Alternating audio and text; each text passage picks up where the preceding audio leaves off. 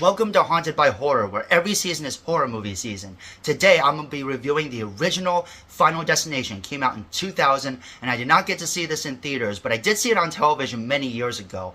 But it had been a long time since I'd seen this movie, so I was really curious as to how this movie holds up. And I really think that this original film really stuck the landing, all pun intended. Now, in my opinion, there are two main reasons for this. The first one is the concept. I absolutely love this idea that if you cheat death, if you escape death, well, guess what, motherfucker? You were meant to die when you're supposed to die. And when death gets cheated, it comes back with a vengeance. And I really like the concept of this. They wanted to create a slasher that had no slasher. It was just death. And now that I'm much older, I feel like the way this movie talks about death, the way this movie handles death, not only in its own universe to set up its own rules, but just the topic of death in general.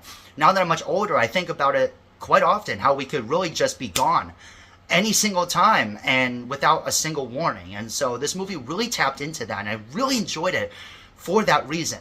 I thought that the premonition feels like the most realistic premonition in the entire series. When that plane explodes, it literally looks like they blew up the set with all those people on it. Like, it was, I would have had the same exact reaction that Alex Browning had. And the way that he reacts when he's watching the television news in the next scene and he has all these tears coming out, I don't see those tears as just sadness for losing his classmates. I see it as the trauma of what he just experienced, because I felt traumatic when I was watching that scene. So it was like, I would have had the exact same reaction Alex Browning had. Which leads me to my second favorite part about this movie, and that's the characters. The way that they grieve, the way that they talk about death.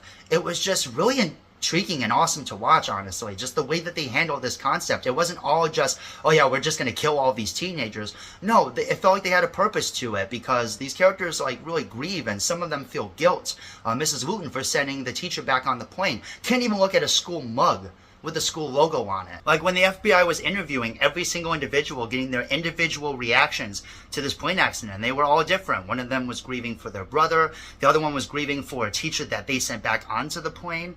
Like, that scene alone, I was just like, damn, this movie is actually really good, because these characters feel so real. Like, their reactions are real. Where this movie confuses me quite a bit is actually the ending. Now, I know what the original ending was supposed to look like, that Alex Browning was supposed to die when that car exploded, okay?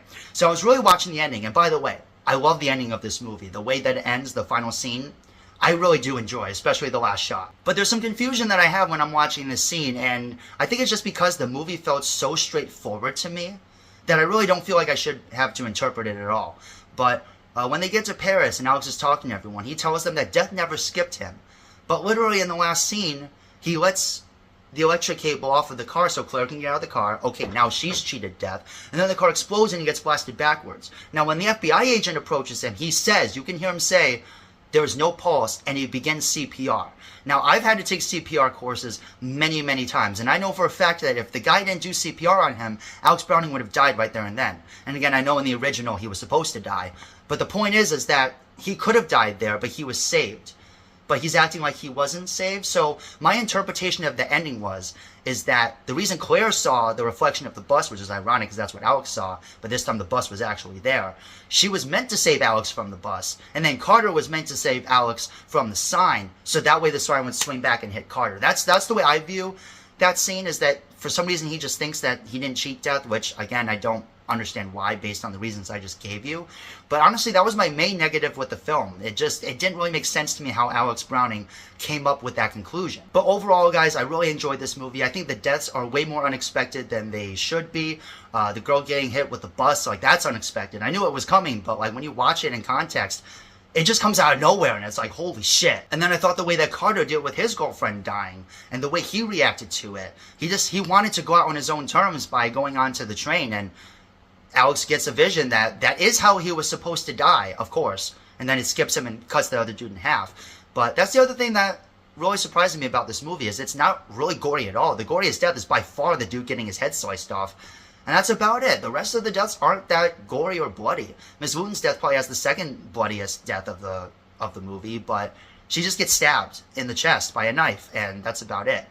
But I really enjoyed the movie because of the way the characters were and the concept that they were going for and how they talk about death. So guys, again, this isn't like one of the greatest films of all time, but I do understand why it started a franchise. I do think that Final Destination is worth watching, and if you haven't seen it in some time, I would give it another shot. Again, it doesn't really just focus on the deaths. It actually has a story behind it, and I really enjoyed that about this film. I think it's a good original film, and I like the idea. Talking about death, death works in mysterious ways. I think this movie did a good job at setting the paranoia straight, especially in the scene with Kitchen. Yeah, I think it did that well. And with that being said, guys, I'm going to give Final Destination a B+. I do think this movie is quite good because of the concept and the characters. I think both of those were executed extremely well in this first film. It's just a little bit of confusion with the ending, and I guess the movie is a little bit of a slow burn compared to the other ones, but I just think the way it focuses on the characters, it kept me engaged.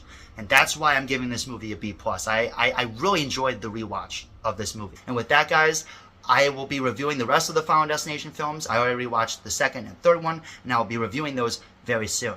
But this is Haunted by Horror, where every season is horror movie season. I'm Kyle Bedient, Agent out!